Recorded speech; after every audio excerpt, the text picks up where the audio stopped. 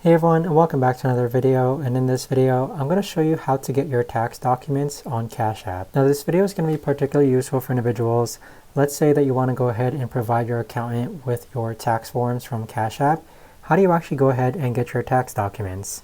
Now this video is going to be short, sweet, and simple, guys. There's not going to be a lot of steps involved. Now in order to do this, what you're first going to do is log on to Cash App. Then on the upper right hand corner you want to click on your profile icon. Then you want to go ahead and scroll down to where it says Documents. Once you click on Documents, you want to go ahead and click on Tax Returns, and it's going to prompt you to log into Cash App Taxes, which is like its own portal. Go ahead and create a password and log in, and then once you've created a password and logged in, you should reach a page that looks like this. This is where you could go ahead and download your tax return form in order to provide it to your accountant. But that right there, guys, is the best and easiest way that I know of to actually go ahead and get your tax forms or documents on Cash App.